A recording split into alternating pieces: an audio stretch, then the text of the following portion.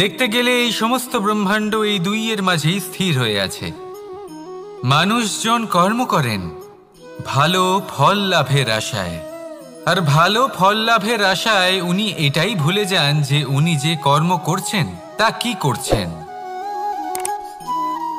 আমি বলেছিলাম কর্ম করুন ফলের চিন্তা না করে, কিন্তু কি কর্ম করছেন সেই বিষয়ে ভাবাটাও অত্যন্ত আবশ্যক।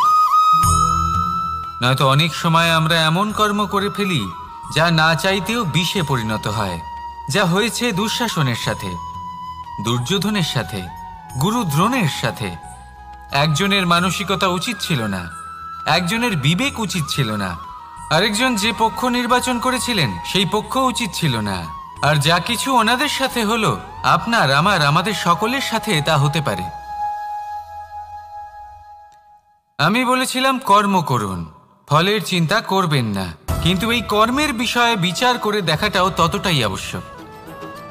দেখুন, কর্ম করার উচিত প্রক্রিয়া ফলের চিন্তা না করা, কিন্তু যদি আপনার কর্ম শুভ হয় তাহলে তার ফলও নিয়তি আপনাকেই দেবে। সর্বদা কর্ম করার সময় এটা ভাবুন যে আপনার এই কর্ম এই সংসারকে, এই সমাজকে, আপনার পরিবারকে, আপনার আশেপাশের মানুষজনকে কোন দিশায় নিয়ে যাবে। যদি এটা সবার জন্য মঙ্গলময় হয় তাহলে কর্ম করতে থাকুন। আর হ্যাঁ, নিশ্চিত রূপে ফলের চিন্তা করবেন না। আসুন আমার সাথে ভালোবেসে বলুন রাধা রাধা। বটবৃক্ষের বীজ সর্ষের দানার থেকেও ছোট হয়, কিন্তু যখন তা নিজের রূপ ধারণ করে তখন তা বিশাল বৃক্ষের আকার ধারণ করে, যা সহস্র বছর ধরে বেঁচে থাকে, ছায়া প্রদান করে, পাখিদের আশ্রয় প্রদান করে, আর দেয় পথচারীদের বিশ্রাম করার স্থান। কেন? কারণ সেই ছোট বীজ তা মাটির ভেতরে গিয়ে নিজের খোলস ত্যাগ করে। অন্ধকারে থাকে সে, যতই আলো আসুক না কেন, যতই বর্ষা আসুক না কেন, সব সহ্য করে। আর তারপরে একটা চারা গাছ অঙ্কুরিত হয়, তারপর ধীর গতিতে একটা বিশাল বৃক্ষতে পরিণত হয়। দেখুন, জীবনে কঠিন সময় আসে, এই জন্য নয় যে আপনি হার মেনে নেবেন, এই জন্য আসে যাতে আপনি ভবিষ্যৎ নির্মাণের জন্য নিজেকে তৈরি করতে পারেন। যদি কঠিন সময়ে আপনি ওই বীজের মতো দৃঢ় হয়ে থাকতে পারেন, তাহলে আপনিও একদিন সেই বিশাল বৃক্ষের মতো নিজের অস্তিত্ব গড়ে তুলতে পারবেন, যা সহস্র বছর পর্যন্ত মনে রাখা হবে। আসুন আমার সাথে ভালোবেসে বলুন রাধা রাধা। এই ব্রহ্মাণ্ড কত বৃহৎ, তাই না? যার সম্মুখে এই পৃথিবীকেও একটা বিন্দুর মতো মনে হয়। আর এই পৃথিবীতে আমরা কে হই, আমাদের আকার কিরকম, আমাদের অস্তিত্বই বা কি? যখন আমরা এভাবে ভাবি তখন মনে হয় আমরা কিছুই নই। তা আমরা যখন কিছুই নই, তাহলে আমরা এত চিন্তা করি কেন? কি ভেবে ভয় পাই? কাকেই বা এত ভয় পাই? কে আমাদের মারতে পারে আর কেই বা আমাদের জন্ম দেবে? আত্মার আসলে না কখনো জন্ম হয় আর না কখনো মৃত্যু। আত্মা শুধুই শরীর বদল করে। আপনি, আমি, আমরা সকলে এই শরীর নয়, আমরা হলাম আত্মা, যা হলো পরম আত্মার পরম অঙ্গ। সেই জন্য মনে রাখবেন, বাইরের কোথাও দেখবেন না, নিজের অন্তরের গভীরে গিয়ে দেখুন, আত্মাকে উপলব্ধি করতে শিখুন। ক্লেশ, ভয়, চিন্তা, এই সব কিছুর থেকে নিজেকে দূরে রাখুন, তাহলেই উপলব্ধি করতে পারবেন পরমাত্মাকে। তাহলে আসুন আমার সাথে ভালোবেসে বলুন রাধা রাধা। পরিবর্তন এই সংসারের শাশ্বত নিয়ম। কোনো রাজা নেই যিনি চিরকাল রাজা থাকেন, কোনো ধনী ব্যক্তি নেই যিনি চিরকাল ধনী থাকবেন। এই সংসারে সূর্যের স্থান নেওয়ার জন্য চন্দ্রিমার আগমন ঘটে। কোন স্থান যাকে পতিত বলা হয়েছিল সেখানে মহল তৈরি হয়েছে। কোন স্থান যাকে আজ মলিন বলা হয়েছে কাল সেখানে মন্দিরও স্থাপন হতে পারে। কোনো ঋতু চিরকালের জন্য থাকে না, কখনো সময় চিরকাল একরকম থাকে না। আজ যা আপনার কাছে রয়েছে কাল অন্য কারোর ছিল, আজ যে আপনার কাছে রয়েছে কাল তা অন্য কারোর কাছে চলে যাবে। আপনার সাথে কিছু থাকলে তা হলো আপনার কর্ম, কিন্তু সেই কর্মের পরিণামও আপনার নয়। আপনি শুধু কর্ম করুন, বাকি সবকিছুই পরিবর্তনশীল। কিন্তু সেই পরিবর্তনকে দেখে ভয় পাওয়ার প্রয়োজন নেই, তাকে স্বাগত জানান। যদি আপনি হাসি মুখে সেই পরিবর্তনকে স্বাগত জানান, তাহলে এই পরিবর্তনও হাসি মুখে আপনার সাথে থাকবে। আসুন আমার সাথে ভালোবেসে বলুন, রাধা রাধা। সঞ্চয়। মানুষের যখন থেকে বোধ বুদ্ধি হয়, সঞ্চয় করতে আরম্ভ করে দেন।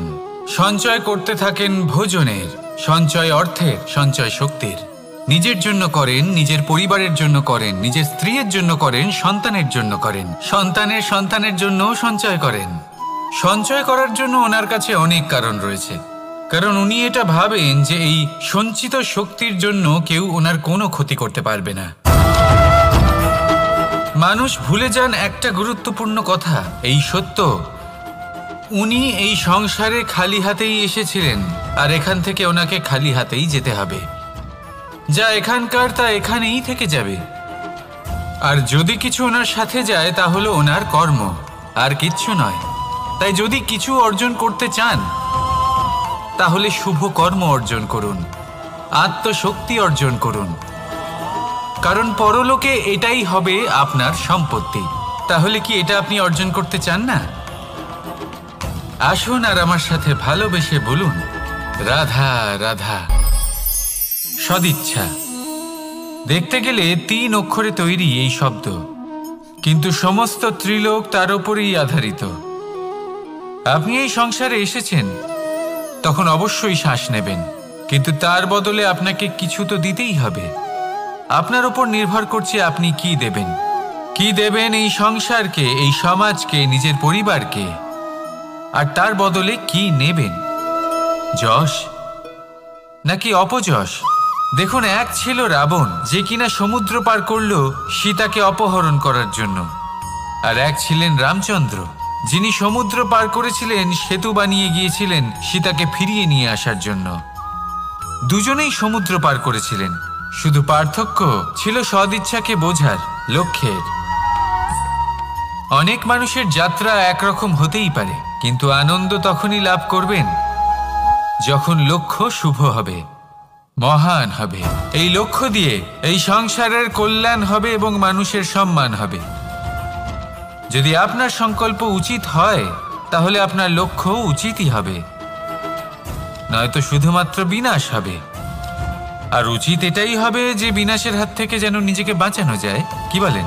তাই জীবনে যে লক্ষ্য স্থির করছেন, মনে রাখবেন তা যেন শুভ লক্ষ্য হয়।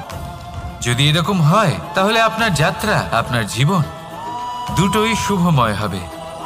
আসুন আর আমার সাথে ভালোবেসে বলুন, রাধা রাধা। সুরক্ষা। এই সুরক্ষা আসলে কি? এটা কি কোনো কবচ নাকি কোনো সীমা? এই সুরক্ষা আসলে অন্য কিছু। আমাদের মাতা পিতা, আমাদের প্রিয়জন, আমাদের বন্ধু, এই সমাজ, আমাদের শুভাকাঙ্ক্ষী, আমাদের আত্মীয়, এনারা সবাই আমাদের জীবনে কোনো না কোনোভাবে সুরক্ষা দিয়ে থাকেন, একটা কবচ দিয়ে থাকেন কোনো না কোনো রূপে।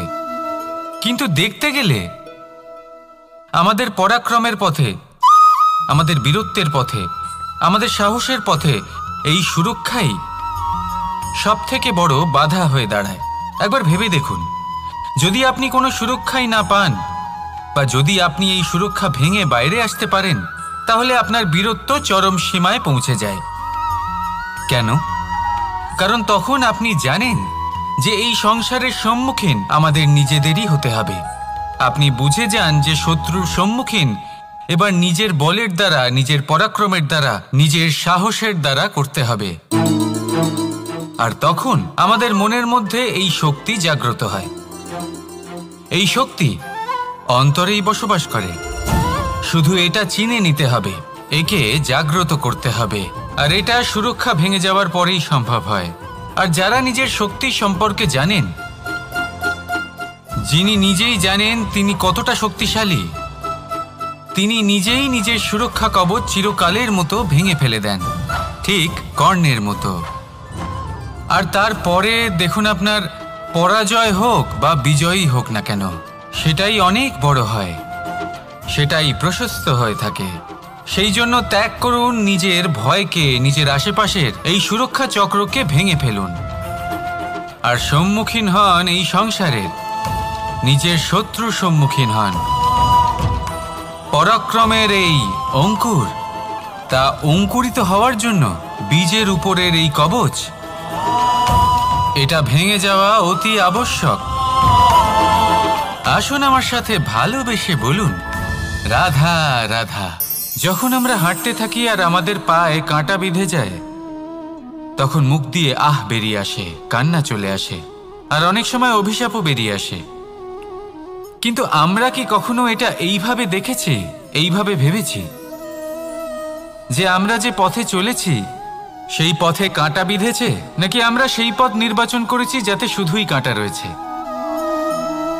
নাকি আমরা এভাবে ভেবে দেখেছি যে এই কাঁটা আমাদের কষ্ট দিতে এসেছে, নাকি এটা আমরাই বিছিয়ে রেখেছিলাম? সাবধান থাকা উচিত ছিল, কারণ কাঁটা বিঁধলে যন্ত্রণা হবে, চিৎকার করে ফেলতে পারি, মুখ থেকে অভিশাপও বেরিয়ে আসতে পারে। কিন্তু এই অভিশাপ শুধুমাত্র আমাদের তরফ থেকে অভিশাপ হয়, সামনের ব্যক্তিটির ওপরও নির্ভর করে। এবার সেই ব্যক্তি যদি এমন হয় যে ফুল আর কাঁটা এই দুই সমানভাবে গ্রহণ করতে পারে, তার কাছে অভিশাপও বরদানে পরিণত হয়।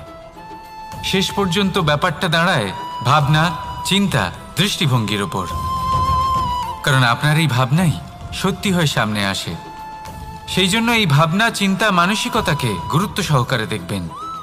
এই বিবেচনা নিয়ে বিবেচনা করতে শিখুন। আমার কথার অর্থ হলো যে জীবনে যখন এরকম কিছু একটা ঘটবে, তখন ভেবে দেখুন যে এরকম কেন হলো। আপনি কি এমন কোনো কর্ম করেছিলেন যার কর্মফল এটা? এমন কোনো কাজ যা অনুচিত ছিল, অসত্য ছিল, যা অভদ্রতার কারণ ছিল? ভেবে দেখা প্রয়োজন। দেখুন, ইচ্ছে হলো আপনার যে আপনি কি করতে চান, ভাবনা আপনার, সত্য আপনার, জীবন আপনার, সিদ্ধান্ত আপনার। আসুন আর আমার সাথে ভালোবেসে বলুন, রাধা রাধা। সময়, এই সময় আসলে কি? এই সময় একটা সরল রেখা তো কখনোই নয়। সময় হলো একটা চক্র, যেখানে এর আদি সেখানেই হলো এর অন্ত, আর যেখানে তা শেষ হয় সেখান থেকেই তার শুরু হয়। এই সময় একটা অত্যন্ত বিচিত্র চিন্তা, বিচিত্র ভাবনা, এ একটা বিচিত্র বস্তু যা কেউ বুঝতে পারেন না। এই সময়ের লীলা, এর কোনো প্রমাণ নেই, কোনো জ্ঞান নেই, কোনো পরিমাপ নেই। শুধু এটুকু আমরা জানতে পারি, যেখানে শেষ হবে সেখান থেকে একটা নতুন সূচনাও হবে। যা আজ আপনার কাছে আছে, কাল অন্য কারোর কাছে যাবে, তারপরে তার কাছ থেকেও অন্য কারোর কাছে যাবে, তারপরে তার থেকেও ছিনিয়ে নেওয়া হবে। এই নিয়তির একজনের কাছ থেকে অন্যজনের কাছে আদান প্রদানের এই সময় হলো আপনার সময়। এই সময়ের সদ্ব্যবহার করুন, এই সময়কে বাঁচুন। আপনাকে শুধু এটাই সুনিশ্চিত করতে হবে যে আপনি কোন পক্ষে আছেন। আর সত্যি বলতে কি, আপনার জীবনের পরিণাম নির্ভর করে আপনার নির্বাচনের ওপর। আপনি কোন পক্ষ নির্বাচন করছেন। তাহলে মনে রাখবেন, জীবনে সেই পক্ষই নির্বাচন করবেন যা চয়ন করার পরে আপনি সুখ অনুভব করবেন, আপনি সন্তোষ লাভ করবেন, প্রসন্নতা লাভ করবেন। আর আমি এটাই সুনিশ্চিত করব যে এই পক্ষ যেন শান্তির পক্ষ হয়, এই পক্ষই যেন প্রেমের পক্ষ হয়। তাহলে চিন্তা করবেন না, আর আসুন আমার সাথে ভালোবেসে বলুন, রাধা রাধা। দৃষ্টি আর দৃষ্টিভঙ্গি, এই সমগ্র লীলা হলো এই দুইয়ের। বিচিত্র হতে পারে, কিন্তু এটাই সত্যি। এবার আপনাকে একটা উদাহরণ দিয়ে বোঝাই। অনেক সময় আপনি কোনো ব্যক্তিকে এটা বলতে শুনবেন যে আমি আমার নিজের উপরে গর্ব করি, আমি নিজেকে নিয়ে গর্ব করি, আমি খুব ভালোভাবে আমার মা বাবার সেবা করি, ওনাদের আমি সবসময় সুখী রাখি, ওনাদের আমি একটা বাড়ি দিয়েছি, সকল সুখ সুবিধা দিয়েছি, ওনাদের জীবনে প্রত্যেক জিনিস দিয়েছি আর দেব যা তাদের প্রয়োজন। এবার আমাকে বলুন যে আপনি কে হন। আপনি হলেন সেই বীজ যা আপনার মাতা পিতা রোপণ করেছেন। আপনার মা বাবাই আপনাকে এই সংসারে জন্ম দিয়েছেন। এবার এইসব কথার কি তাৎপর্য? এই হলো সেই ব্যক্তির দৃষ্টিভঙ্গি। এবার দেখা যাক এই প্রকৃতি আমাদের কি শেখায়। কখনো কোনো গাছকে দেখবেন, যখন সেই গাছে ফল আসে, সে মালিকে এটা বলে না যে দেখো আমি তোমাকে ফল খেতে দিচ্ছি। সেই বৃক্ষ এটা বলে না যে দেখো আমি তোমায় আহার করতে দিচ্ছি, কারণ ও জানে যে এটা হলো সেই মালির পরিশ্রম, এটা হলো তারই কর্মের ফল, আর এটা তারই পাওয়া উচিত। সে বলে যে তোমার জিনিস তোমাকেই অর্পণ করলাম, এ আমার জিনিস নয়। ও জানে সেই মালির গুরুত্ব আসলে কি। এটা হলো তার দৃষ্টিভঙ্গি। সেই জন্য আপনি জীবনে কোন ব্যক্তির মধ্যে, কোন পশু পাখির মধ্যে, কোন প্রাণীর মধ্যে, কোন পরিস্থিতিতে, কোন আবেগের মুহূর্তে কি দেখতে পাচ্ছেন, সেটা আপনার দৃষ্টিভঙ্গির উপরে নির্ভর করছে। তাই নিজের মনে ধন্যাত্মক ভাব জাগ্রত করুন, শুভ চিন্তা নিয়ে আসুন। এই ভাবনাই সত্য হয়ে সামনে আসবে। এই দৃষ্টিভঙ্গি এমন হয়ে যাবে যে আপনার জীবনে সবকিছুই শুভ হবে। তাহলে আসুন আর আমার সাথে ভালোবেসে বলুন, রাধা রাধা। প্রতিশোধ অথবা কাউকে দুঃখ দেওয়ার ভাবনা, যদি এটা আপনার মনে থাকে, তাহলে আপনি নিজের মনেই যন্ত্রণার একটা বিশাল বৃক্ষ রোপণ করছেন, এটা মনে রাখবেন। কারণ কাউকে দুঃখ দেবার এই ভাবনা, এটা হলো সেই বীজ যা আপনার মনেই পতিত হবে, আপনার মনেই অঙ্কুরিত হবে, আর আপনার মনেই একটা বিশাল বৃক্ষরূপে বেড়ে উঠবে। জীবন আপনার, কর্ম আপনার, কাউকে দুঃখ দেবার ভাবনা আপনার ছিল, এই বৃক্ষ হলো আপনার, তাই এর ফলও আপনিই পাবেন, যা গ্রহণও আপনাকেই করতে হবে। মনে রাখবেন, যে মানুষ এটা ভাবে যে আমি ওকে দুঃখ দেব, ওকে কষ্ট দিতে চাই আমি, সেই মানুষই দুঃখ আর কষ্ট পেয়ে থাকে। যদি সেই জায়গায় আপনি এটা ভাবেন যে আমি কাউকে সুখী করে তুলতে চাই, কাউকে সুখ প্রদান করতে চাই, তাহলে তারও বীজ আপনার মনেই রোপণ হবে, বৃক্ষে পরিণত হবে, যার ফলও আপনিই পাবেন। এখানে বিষয়টা হলো শুধু মানসিকতার চিন্তা, যা সত্য হয়ে আপনার সামনে আসে। তাহলে এই মানসিকতা শুভ করুন, সবার জন্য মঙ্গল কামনা করুন। অন্যের মনে আপনার জন্য ভালো চিন্তা থাকুক বা না থাকুক, আপনি সবার জন্য শুভ চিন্তা করে কর্ম করতে থাকুন, তাহলে আপনার সাথেও ভালোই হবে। তাহলে আসুন আর আমার সাথে ভালোবেসে বলুন, রাধা রাধা। সুখ আর অভিজ্ঞতা, এই দুই জীবনে একসাথে কখনোই আসে না। মনে রাখবেন, যেখানে সুখ থাকে সেখানে অভিজ্ঞতা থাকে না, আর যখন এই সুখ আমাদের জীবন থেকে দূরে চলে যায়, তখন আমাদের জীবনে আসে এই অভিজ্ঞতা। পরমাত্মা, প্রকৃতি, নিয়তি এই অভিজ্ঞতাকে আমাদের জীবনে পাঠান, যাতে আমরা একটা অত্যন্ত গুরুত্বপূর্ণ শিক্ষা, একটা জ্ঞান প্রাপ্ত করতে পারি। এই অভিজ্ঞতা আমাদের শেখায় যে অতীতে এমন কি হয়েছিল যা আমাদের করা উচিত হয়নি। আমাদের শেখায় ভবিষ্যতে এমন কি আছে যা আমাদের করা উচিত আর কি করা উচিত নয়। দেখতে গেলে এই অভিজ্ঞতা আমাদের সেই শিক্ষা দেয় যার জন্য আমরা সুখের দিকে উচিতভাবে অগ্রসর হতে পারি। সেই জন্য জীবনে যখনই দুঃখ আসবে, দুঃখের এই সময় আসবে, তখন হতাশ হবেন না। বোঝার চেষ্টা করুন এই পরিস্থিতি কেন এসেছে, কি শিক্ষা দিতে এসেছে। যদি আপনি সেই জ্ঞান লাভ করেন, সুখের পথে অগ্রসর হন, তাও উচিত রূপে, তাহলে এই অভিজ্ঞতার উদ্দেশ্য পূরণ হয়ে যায়। তাহলে আসুন আর আমার সাথে ভালোবেসে বলুন, রাধা রাধা। জীবনে শিখরে পৌঁছানোর জন্য মানুষের কি প্রয়োজন হয়ে থাকে? সিঁড়ির। কিন্তু তাও প্রত্যেক মানুষ, প্রত্যেক ব্যক্তি শিখরে পৌঁছতে পারেন না। এর কারণ কি? কারণ একটা হতে পারে যে মানুষ কল্পনা করতে থাকেন কিন্তু সিঁড়ি খুঁজে পান না। কিছু মানুষ খুঁজে নেন কিন্তু তা পেয়ে এতটাই প্রসন্ন হয়ে যান যে তারপর আর কোনো কর্মই করেন না। খুব সোজা ব্যাপার। অনেক মানুষ সিঁড়ি খুঁজে পান না, আর যদি পেয়েও যান তাও যতক্ষণ না তাতে চড়ছেন সেই শিখরে পৌঁছবেন কি করে।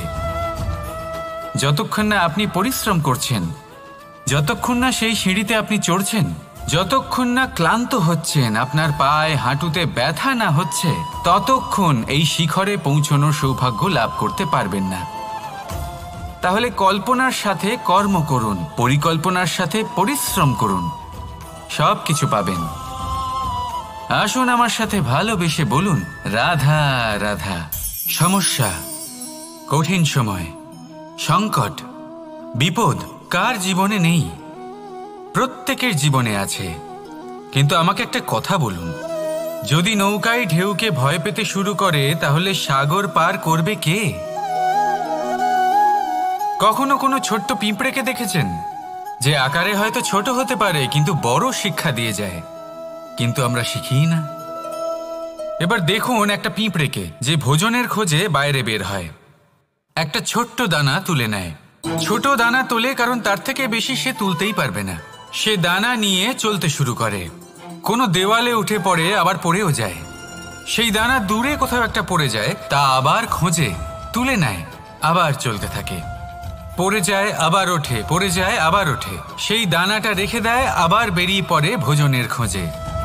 পরিশ্রম করতে থাকে কিন্তু হার মানে না। এই শিক্ষাই তো আমাদের প্রাপ্ত করতে হবে। নিরন্তর পরিশ্রম আর নির্ভীক হয়ে কর্ম করে যেতে হবে।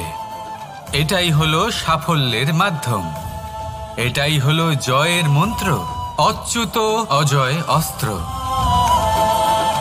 তাহলে আসুন আর আমার সাথে ভালোবেসে বলুন, রাধা রাধা।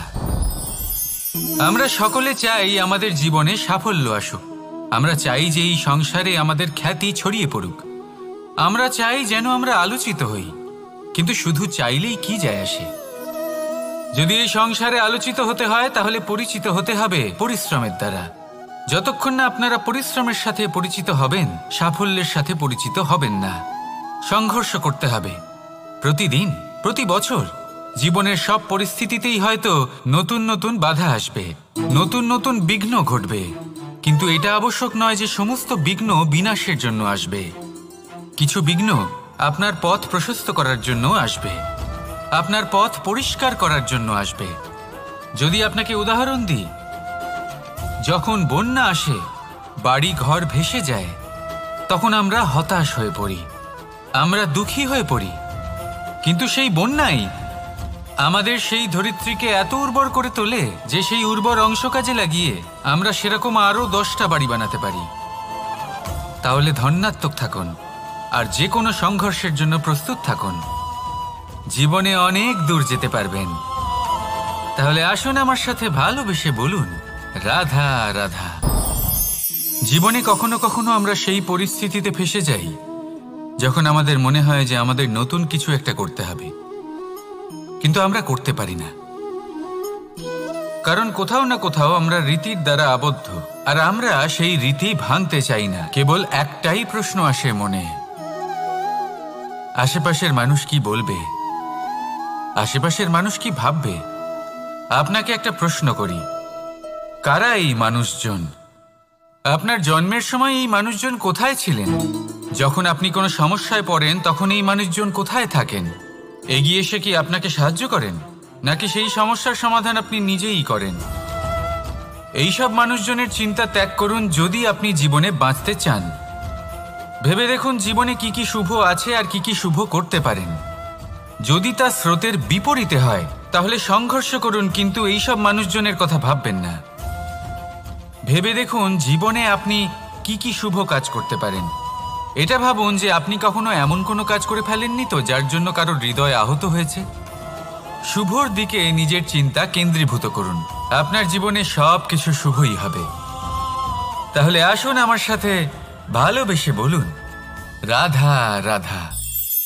আজকাল আপনি দেখে থাকবেন যে মা বাবা শুধুমাত্র সন্তানকে ভালোবাসেন তা নয়, তাদের মোহেও জড়িয়ে পড়েন।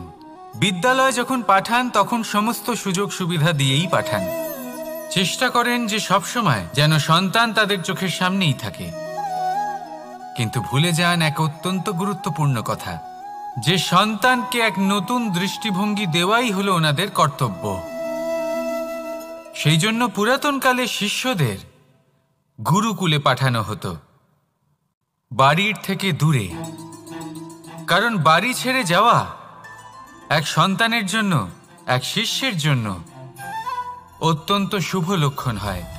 যখন সে বাড়ির থেকে দূরে, গৃহস্থের থেকে দূরে থাকবে, তখন এই সংসারকে সে এক নতুন দৃষ্টিভঙ্গি দিয়ে দেখবে, পরখ করবে, বুঝতে পারবে, আর সবকিছু নিজে থেকেই শিখে যাবে কখন আক্রমণ করতে হয়, কখন পিছু হটতে হয়, কিভাবে এই সংসারের সম্মুখীন হতে হয়। আর এটা আপনার দৃষ্টি ওকে শেখাতে পারবে না, ওর অভিজ্ঞতা ওকে শেখাতে পারবে। তাই মনে রাখবেন, যদি আপনি চান যে আপনার সন্তানের বিকাশ হোক, তাহলে অনেক সময় ওকে নিজের থেকে দূরে নিয়ে যেতে হয়। যদি মোহে আবদ্ধ থাকেন, তাহলে ওর বিকাশ কখনোই হবে না। তাহলে আসুন আমার সাথে ভালোবেসে বলুন, রাধা রাধা। কখনো কখনো মানুষ মনে করেন যে সে নিজেই সব থেকে বেশি শক্তিশালী, তিনি হলেন জ্ঞানী। দেখুন, এটা ভালো ব্যাপার যে আপনার মধ্যে শক্তি আছে, জ্ঞান আছে, আর এটা শুধু আপনার জন্য নয়, এই সমস্ত সমাজের জন্য, দেশের জন্য, সমগ্র পৃথিবীর জন্য অত্যন্ত আবশ্যক। কিন্তু এই কথাটাও বোঝা অত্যন্ত আবশ্যক যে এই জ্ঞান যেন কখনো অহংকার না হয়ে ওঠে। যখন মানুষের মধ্যে জ্ঞান থাকে, তখন সে রাম হয়ে ওঠে। রাম, যিনি সমুদ্রের বুকে সেতু বানিয়েছিলেন, বানর সেনার দ্বারা রাক্ষস রাজকে পরাজিত করেছিলেন, আর চিরকালের জন্য সবার কাছে আদর্শ হয়ে উঠেছিলেন। আর যদি মানুষের মনে অহংকার জন্মায়, তাহলে সে রাবণ হয়ে ওঠে। দেশে বিদেশে যতই খ্যাতি থাকুক না কেন, সে রাক্ষস হয়ে ওঠে, নিজের সাথে সাথে সমস্ত কুলের বিনাশ করে বসে। এবার জ্ঞান নাকি অহংকার, আপনার কি চাই সেই সিদ্ধান্ত আপনার, আর আপনার এই সিদ্ধান্তই নিশ্চিত করবে যে আপনার কর্ম কি হবে, আর আপনার এই কর্মই নিশ্চিত করে দেবে আপনার প্রারব্ধ কি হবে। তাহলে শুভ কর্ম করুন আর আমার সাথে ভালোবেসে বলুন, রাধা রাধা। আপনি কখনো পাখিদের দেখেছেন? যেভাবে মানুষ তার সন্তানকে জন্ম দেয়, পাখিরাও সন্তানদের জন্ম দেয়। আর যেই তার সন্তান এই সংসারে প্রবেশ করে, সেই পাখি তাকে আগলে রাখে, তার যত্ন করে, ওর জন্য বাসা বানায়, ওর জন্য দূর কোথাও থেকে খাবার নিয়ে আসে, নিজের ঠোঁট দিয়ে ওর মুখে খাবার খাইয়ে দেয়, সব কিছু করে। কিন্তু একটা কাজ পাখি করে, কিন্তু মানুষ কখনোই করে না।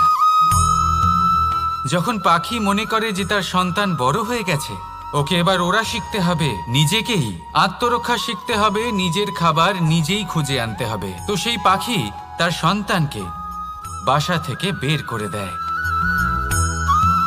তারপর সেই পাখির সন্তান নিজে উড়তে শেখে, আত্মরক্ষা করতে শেখে, এবং আস্তে আস্তে সে আত্মনির্ভর হয়ে ওঠে।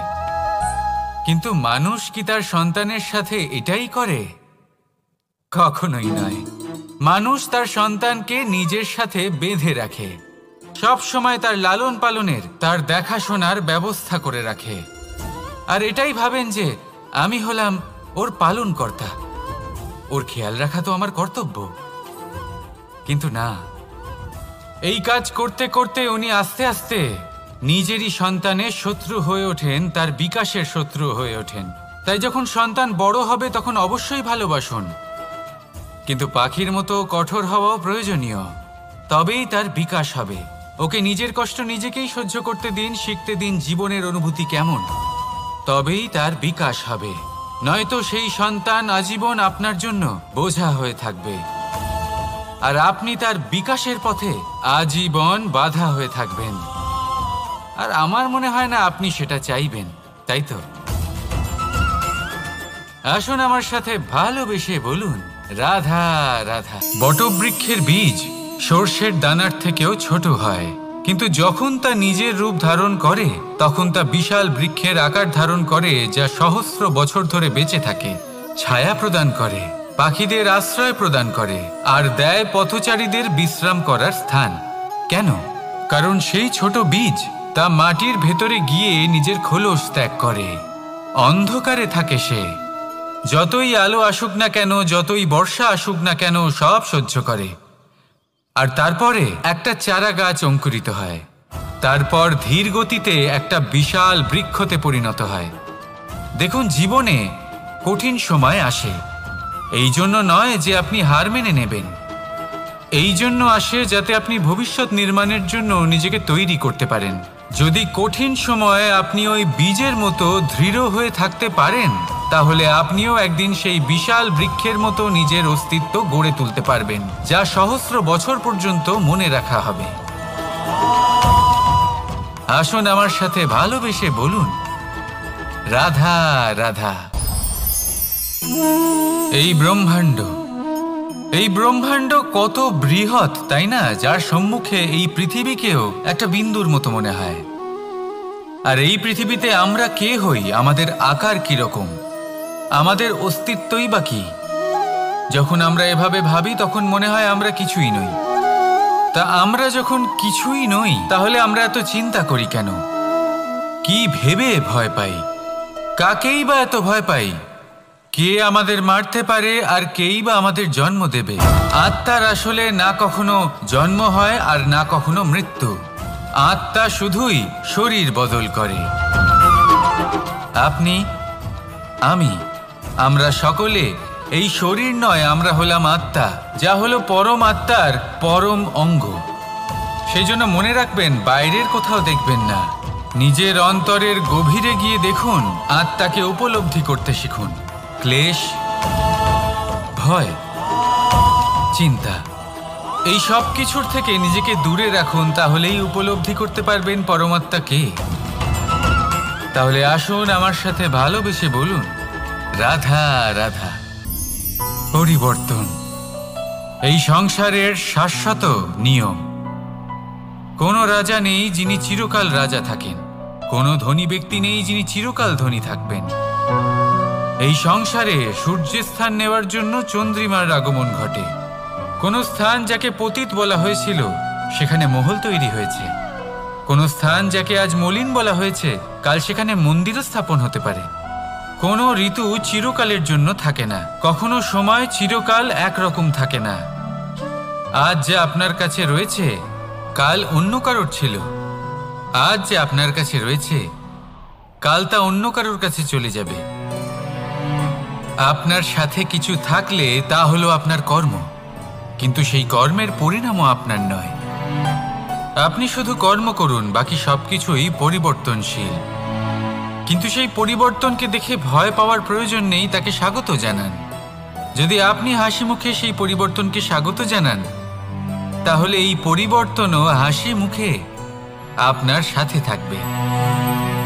আসুন আমার সাথে ভালোবেসে বলুন, রাধা রাধা। সঞ্চয়। মানুষের যখন থেকে বোধবুদ্ধি হয়, সঞ্চয় করতে আরম্ভ করে দেন।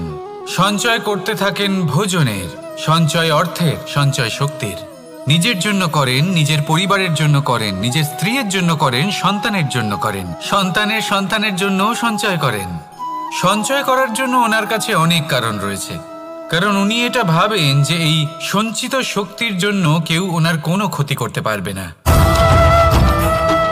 মানুষ ভুলে যান একটা গুরুত্বপূর্ণ কথা, এই সত্য, উনি এই সংসারে খালি হাতেই এসেছিলেন, আর এখান থেকে ওনাকে খালি হাতেই যেতে হবে। যা এখানকার তা এখানেই থেকে যাবে। আর যদি কিছু ওনার সাথে যায়, তা হলো ওনার কর্ম, আর কিচ্ছু নয়।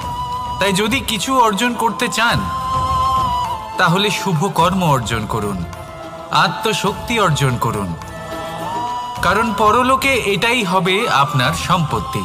তাহলে কি এটা আপনি অর্জন করতে চান না? আসুন আর আমার সাথে ভালোবেসে বলুন, রাধা রাধা। সদিচ্ছা। দেখতে গেলে 3 অক্ষরে তৈরি এই শব্দ, কিন্তু সমস্ত ত্রিলোক তার উপরেই আধারিত। আপনি এই সংসারে এসেছেন, তখন অবশ্যই শ্বাস নেবেন, কিন্তু তার বদলে আপনাকে কিছু তো দিতেই হবে। আপনার উপর নির্ভর করছে আপনি কি দেবেন। কি দেবেন এই সংসারকে, এই সমাজকে, নিজের পরিবারকে, আর তার বদলে কি নেবেন? যশ নাকি অপযশ? দেখুন, এক ছিল রাবণ, যে কিনা সমুদ্র পার করল সীতাকে অপহরণ করার জন্য, আর এক ছিলেন রামচন্দ্র, যিনি সমুদ্র পার করেছিলেন, সেতু বানিয়ে গিয়েছিলেন সীতাকে ফিরিয়ে নিয়ে আসার জন্য। দুজনেই সমুদ্র পার করেছিলেন, শুধু পার্থক্য ছিল সদিচ্ছাকে বোঝার লক্ষ্যের। অনেক মানুষের যাত্রা একরকম হতেই পারে, কিন্তু আনন্দ তখনই লাভ করবেন যখন লক্ষ্য শুভ হবে, মহান হবে। এই লক্ষ্য দিয়ে এই সংসারের কল্যাণ হবে এবং মানুষের সম্মান হবে। যদি আপনার সংকল্প উচিত হয়, তাহলে আপনার লক্ষ্য উচিতই হবে, নয়তো শুধুমাত্র বিনাশ হবে। আর উচিত এটাই হবে যে বিনাশের হাত থেকে যেন নিজেকে বাঁচানো যায়, কি বলেন? তাই জীবনে যে লক্ষ্য স্থির করছেন, মনে রাখবেন তা যেন শুভ লক্ষ্য হয়। যদি এরকম হয়, তাহলে আপনার যাত্রা, আপনার জীবন দুটোই শুভময় হবে। আসুন আর আমার সাথে ভালোবেসে বলুন, রাধা রাধা। সুরক্ষা। এই সুরক্ষা আসলে কি? এটা কি কোনো কবচ, নাকি কোনো সীমা? এই সুরক্ষা আসলে অন্য কিছু। আমাদের মাতা পিতা, আমাদের প্রিয়জন, আমাদের বন্ধু, এই সমাজ, আমাদের শুভাকাঙ্ক্ষী, আমাদের আত্মীয়, এনারা সবাই আমাদের জীবনে কোনো না কোনোভাবে সুরক্ষা দিয়ে থাকেন, একটা কবচ দিয়ে থাকেন কোনো না কোনো রূপে। কিন্তু দেখতে গেলে আমাদের পরাক্রমের পথে, আমাদের বীরত্বের পথে, আমাদের সাহসের পথে এই সুরক্ষাই সবথেকে বড় বাধা হয়ে দাঁড়ায়।